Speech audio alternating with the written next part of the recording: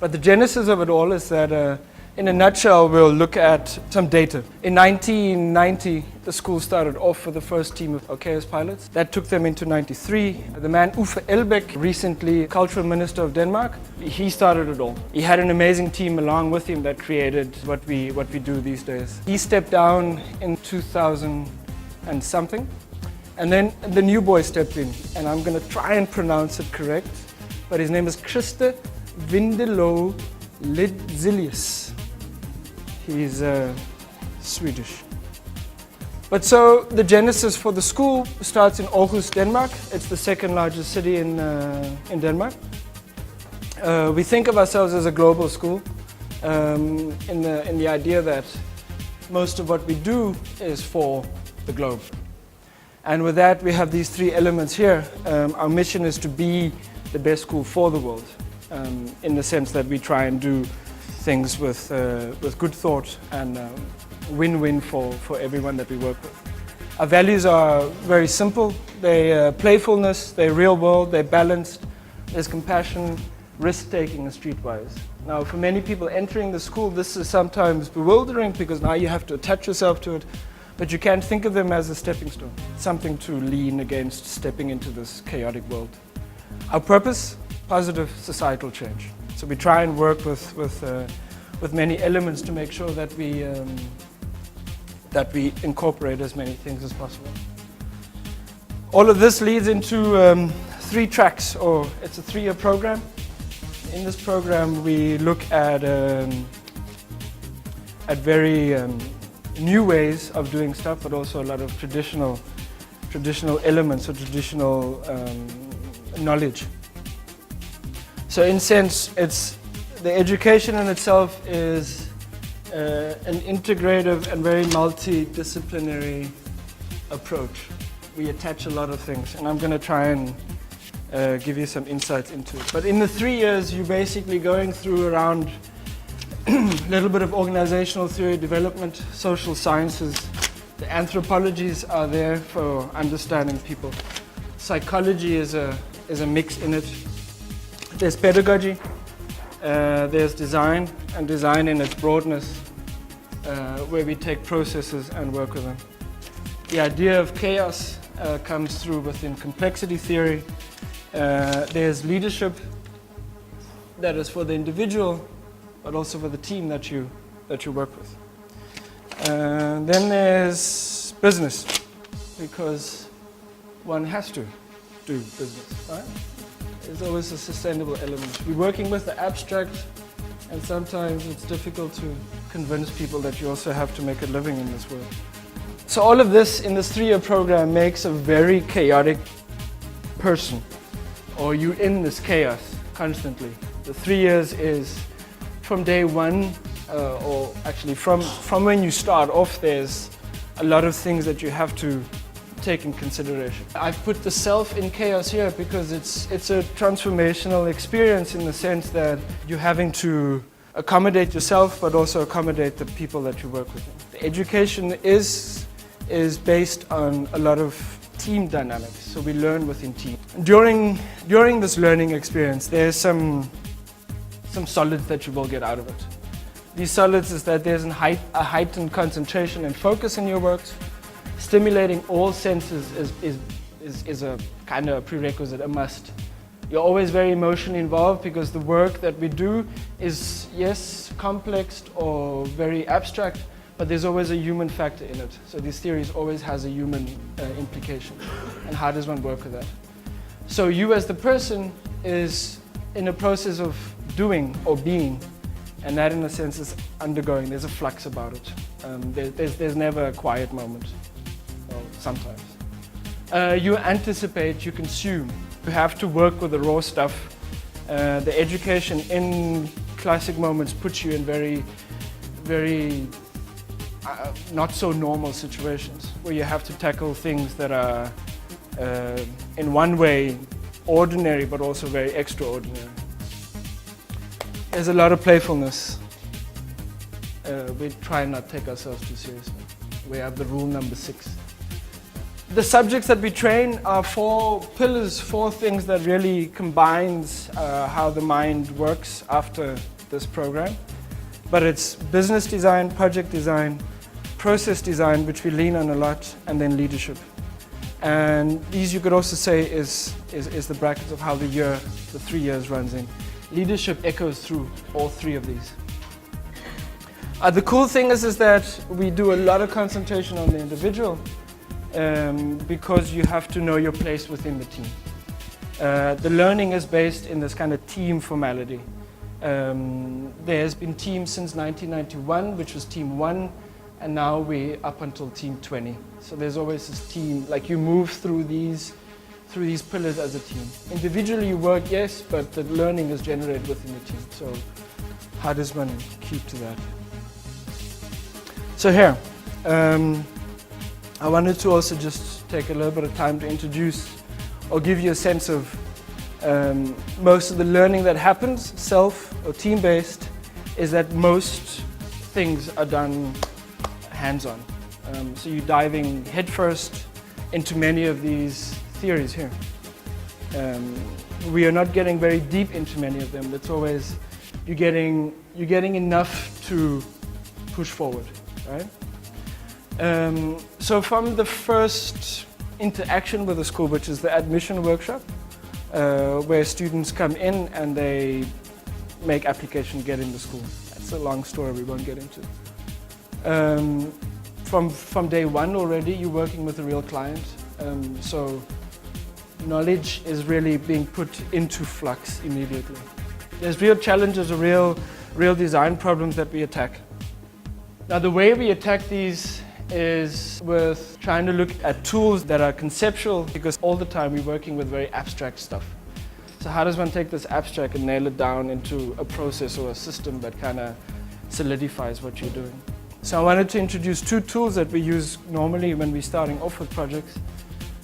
We call this one, it's been authored by the school since 20 years ago.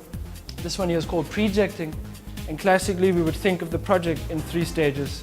There's this project stage where we try and analyze and make sure that everyone is on the same table, right? So here basically we have the idea, and from that idea there's a need, and those needs always have 2 arms on the outside. There's an external, internal. So when we're looking at this, we try and clarify this and put more words onto it, put more dialogue to it.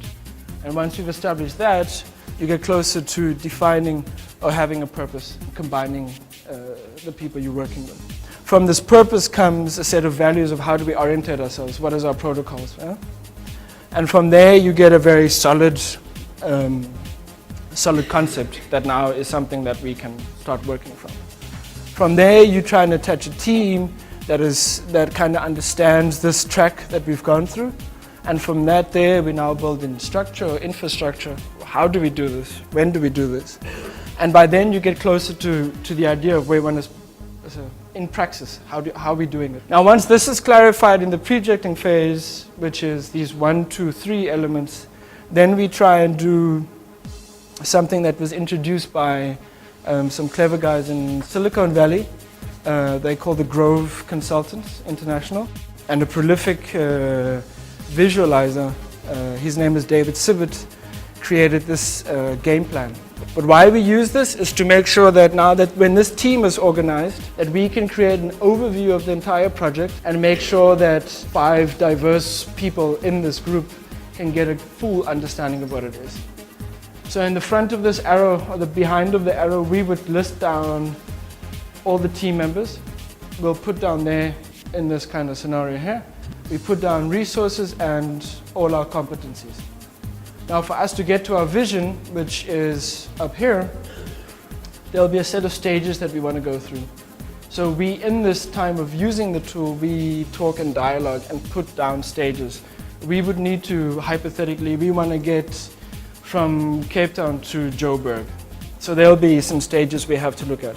But we clarify that within the group so that we have an understanding. Now the graphic also gives you a really good idea that there will be success factors attached to these stages, but there's also challenges. And we list all of these. So this graphic is normally as big as this paper, so that we use group knowledge because the answers are always here. They're never here with me. I know a little bit, you know much more. So these graphics kind of just helps and reinforces how do we as a team move forward, yeah? So once these elements here are clarified, then we can look at primary objectives and then also other objectives attached to the project.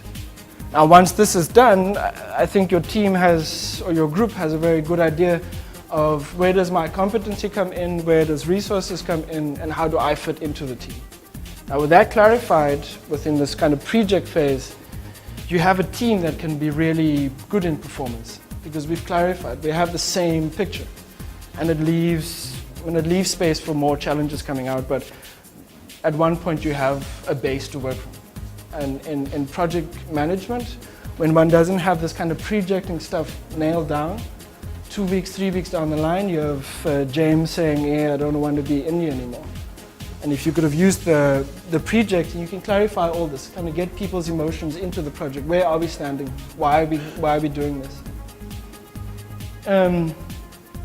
These things I've forgotten, and in the beginning of the year I did a project where I didn't do this, and it bit me in the ass. And there's quite a bit of money lost within the project because of not clarifying who I'm working with or understanding what competencies were in the project. So I'd recommend that you use it. This is modus operandi for us when we start off, and I hope it can inspire a little bit of how you would want to do your projects. The last bit is here, and I don't know if everyone can see it, but it's basically to give you an overview of how this model works and kind of the big parallel that I wanted to draw within how education is fostered. And leadership is the main focus here. It's the person, and then how does that person react or work within team dynamics.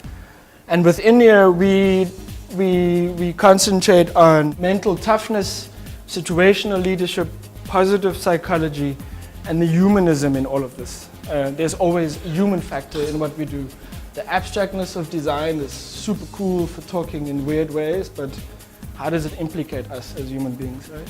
And from this leadership point of view, we are able to work within these areas of innovation, entrepreneurship, creating meaning or creating motivation. Then there's two arms to it. And the one arm is strong leading into as a business school. And in the business school element, we've concentrated more on organizational or project management. How does one really look at how to do it opposed to all the financial stuff? So we have a little bit of finance in here, but we concentrate on the human factor. And then from the design school, there is an element that we try and think into experience design. How is it going to be to start from A, and what is going to be our Z at the end? And then how do we process, how do we make an experience that is both motivational and creates meaning? The world we see as a great space for opportunities, but we work within these elements of ethics, aesthetics, our commonalities as diverse peoples, and then also in creating communities. From there, there's this element we're always thinking about is like mastery. How does one, when you know a little bit, how does one push these boundaries to get to a point where you, like a jazz musician, can play at a click of a finger and go into this improv thing. So there's subject matter, there's social elements, there's change, and then there's action. How does one create all of this into action modes? And then there's me in drawing this parallel. I'm born and bred in Cape Town. The journey has been long to get to where I stand today, and then grew up in Mitchells Plain for most of as a teenage life. But anyway, then the story goes fully fast forward, and I land myself in the city, and I started working in cultural production, and that kind of perpetuated meeting someone that is now my wife and my mother of my son. And then through the application workshop, landed the education. What I took with me from South Africa was this base education that one got if you matriculated in '96, which was enough. And so in this journey, I had to leave South Africa there and then move into this new world, which is Denmark, and try and live in this world that is very strange. And they do things very differently. And so there was a good mix of me having to put stuff down and then picking stuff up. And this that I picked up, I think is maybe a roadmap for South Africa, maybe a roadmap for us to rethink how we do education. And that parallel into, is it future education? I don't know. But this is a 20-year roadmap of people trying to make an education that assists the individual and makes sense of how they fit into the larger context. And that's the track. I mean, there's 20 more years and like 50,000 stories I can tell, but I'm gonna and then hand it over to you guys to ask for any clarifications or more questions. We have the track here, so you can really point me into any elements that you want to know. But thanks for listening and thanks for waking up. Thank you.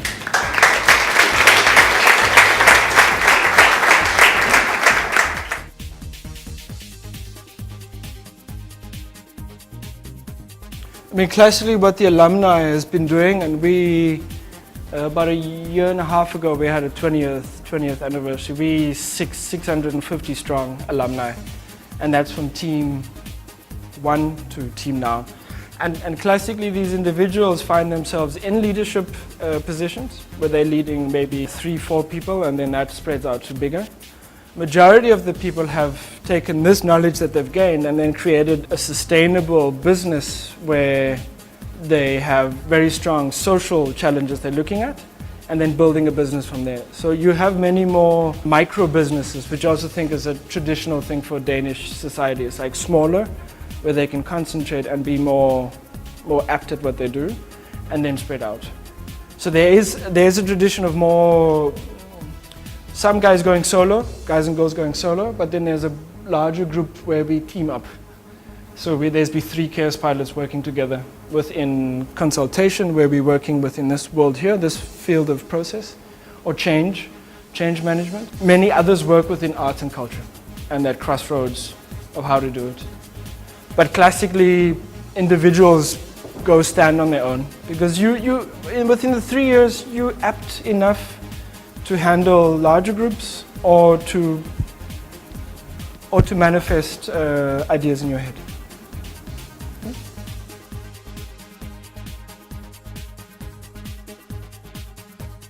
One good one I can mention is a business called Bicycle, and it's a social innovation business started by an alumni from the team 13. Right now we're in 18, just to give you a timeline. So he was looking at a challenge within Danish society, is that the opulence allows for lots of bikes to lay around in every city. I've not bought a bike since I've been there, because there's just too many to buy a bike. So. Anyway, so he looked at this challenge and then built the business Bicycle, where he started going to police stations and also looking at bikes that have been tagged and been left in a corner for long, and then souped them all up, and then started working with organizations in Rwanda, where they would sort the bikes from these aluminium China-made ones to these strong metal things. And then they took the metal bikes and then designed it to become a taxi or become an ambulance. So what his business model has been is to try and collect this opulent junk in Denmark and then transfer it into more of a functional thing within the Rwanda scenario. And then he's also fitted in that when he does go to Rwanda, that a crew then goes to teach bicycle mechanics. So it's to kind of decentralize the Danish thing and then create hubs where it's needed, opposed to the idea of aid coming to Africa. So it's trying to eradicate that idea, because it's more ownership to the persons on the ground to be able to manifest themselves, opposed to me coming in and we all know that story. So Bicycle is really pushing itself, and they've opened in, they're now looking into Swaziland as well, where they're working with trying to design bikes from these metal ones opposed to the aluminium ones, but then also getting bikes into these desolate places within Africa to make mobility happen. There's also another smaller one I can mention. It's called Ta Deal, and that is translated into become part. And it's a member from the team that I was, and they have spent a lot of time thinking how people that want to get engaged into projects in the city, culture, arts, or theater, how do we make this easier for them? So they've, for the past 2.5 years, created a web portal to make it easier for people, citizens in the city, to get engaged into small projects or larger projects. And right now the city is delving into winning the cultural capital of 2017, so there's a lot of micro projects happening, but also ginormous ones. And then jobs are not that well in the West right now. So there's lots of knowledge walking around, but not having any ways to kind of do it, right? And so this portal has now created a space for people to log in and use their competencies, and in that way keep busy until the job pops up. So we work within this kind of social thing, but there's also some peeps that have gone straight on for the cash because it's important.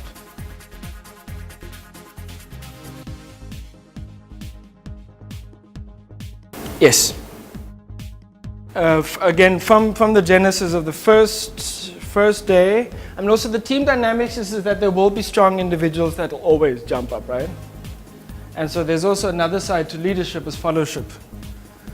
So we also delve in how is it that now that I have stood here for the past half a year and telling everyone how to do shit, maybe I should shut up and give space for others.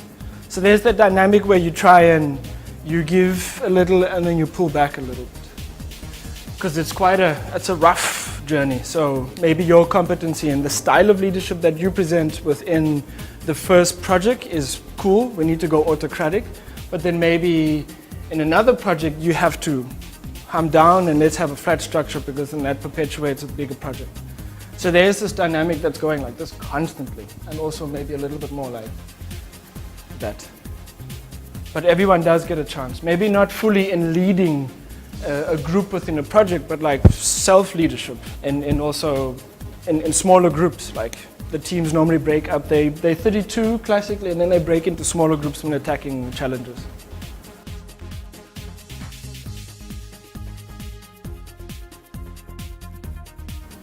Yeah, it's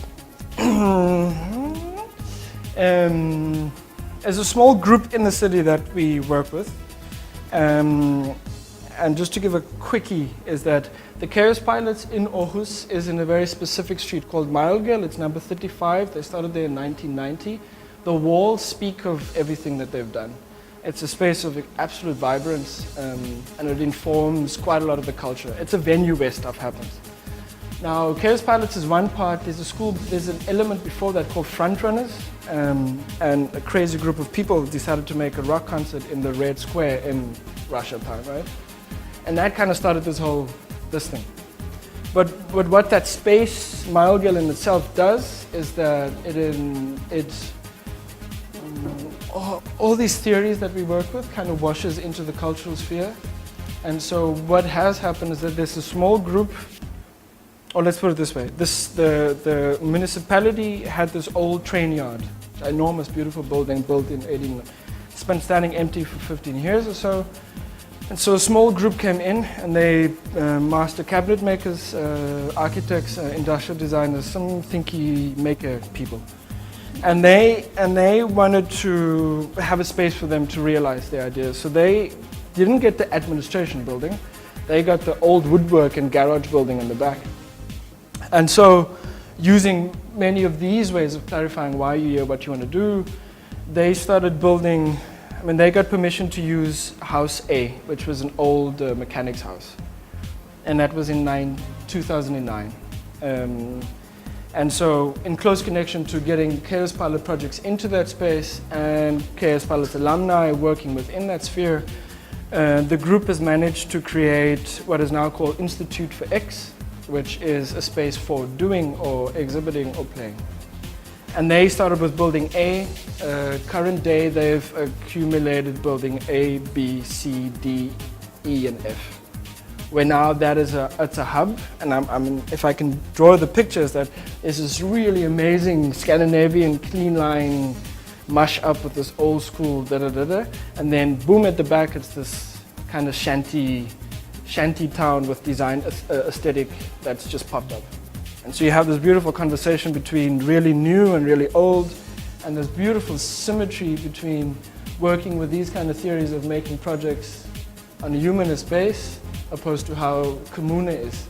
But now we only got permission through one man in the municipality, and then started the relationship with him. And from him worked the relationship to the point where he got to attach 3 other people in the Kommune, in the municipality, and then start spreading out. Where the municipality is, they would now sit down with us and talk and listen, and then we try and work from there, opposed to being the state doesn't want to do it. So we've worked closer and gone into their world, and then brought our languages and created a game plan, and now we all have a very shared meaning and a shared way of talking to make really good projects.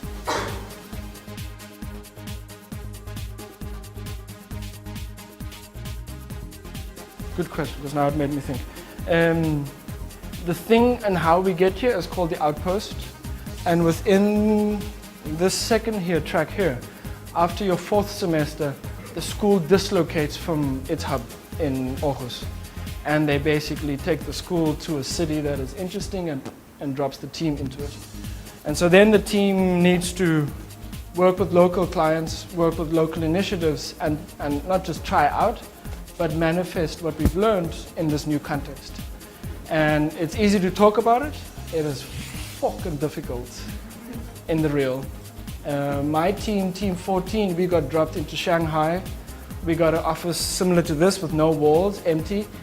And they walked us in and said, "Koas, your office, there's no heating, there's nothing, there's no internet. No one speaks Mandarin or Shanghalese or Cantonese." Left. It was 4 months of this world of navigating and being thrown out of a taxi 3 times because I just wanted to get to the architecture school. But we work with clients there. And we have a current team in the city, they're Team 18, and they're working with quite a few local organizations. And some really interesting projects that I'd like you to come and check or see. We're in the other part of the city. And the outpost makes us move from city to city. The first one in 1990 was San Francisco. That team was hardcore. They were dropped in San Fran for a year and left. And then they kind of got back to Denmark. And so far it's been, the year before it's been Bogota, and then the school has changed in a bit that we try and do one city around 2 or 3 times so that the value creation is not surface but a little bit more deeper. Yeah?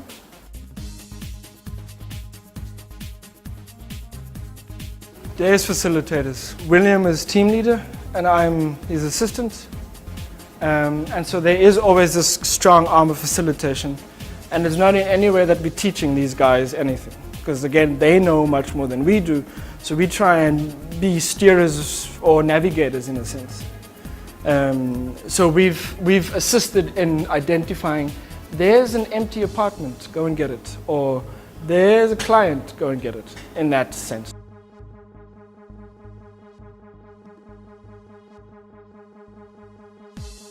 There's some work that we try and do in Denmark, so that when we land, there's a time factor, so we have to work within that 3 months. So we land and there is some clients sorted out, but the team also chooses to not take on all of it in Denmark and then come to here, land and then find a client, which has happened.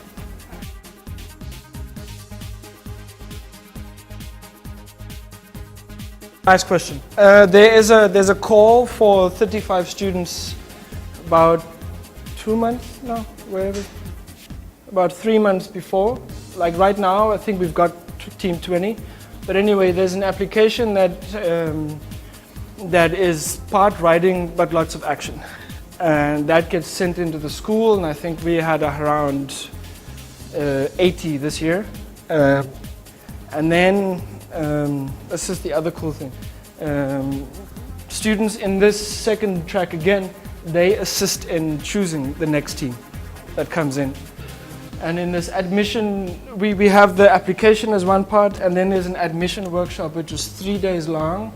And so some of these elements, with elements of anthropology of how to observe people, leadership, psychology and design or complexity theory, is what the second year team is apt in, to observe this 80 people that are coming into the application. So they go through a mini version of the 3 years in 3 days, and there's elements of how we test it, but then from that point you get into be chosen, and then when you're chosen, then you become the next team. So right now we've nailed down team 20, and they start in August. But there's this kind of, I said I wasn't going to say this, my wife says it's a cult, but anyway. So there's this kind of cultural thing that we keep. What it does is when the students are choosing these people is that you're not getting, every team has a culture specific to that team. That might, I don't know if it makes sense. Do you know what I mean? Team 14 is nothing like 18, but what we share similarities that we have this kind of base within us all. I also found when I was done with the school, I was like an alien to everyone I was working with, because when I was talking, people were like, what the so like after that 3 years, you kind of try and unlearn everything you've learned and then make it into praxis. Because it's a little bit understand your cop when you're in this thing. Yes? You mentioned sort of seeing this model as a blueprint for South African education. And have you thought about how that would start to translate into practice? I only said I'm drawing a parallel. No. No, I mean there's elements within this that can be that I think could be used easily. And in no way it's to rebuild our education system, but I think in certain elements we can take them in to bonify what we're doing here already. Because it's not that it's bad in South African education. Bad word. There's challenges from our past that informs our futures, right? But there's, like, these folks have really thought very well in how to make an individual that understands bigger picture. And by knowing that the individual is key and grounded, that makes easy navigation in a way. And I don't know how much SA education allows for an holistic individual to come out. And I don't want to say too much because I don't want to shoot myself in the foot, but like here you don't get a drone coming out. You get someone that wants to impact and that wants to make impact, which is something I think globally we can learn from, not just so specific into South Africa. So there's elements that I think that could bonify what we're doing here, opposed to throwing everything away and starting from scratch. Yeah. Okay, you're gonna enjoy the sun outside? Autumn is amazing. Thanks very much. We're based in the city. We're at 36 Buitenkant. If you wanna come and play or see what the projects that we are busy with doing, please come around. We are eager to play. We are eager to share.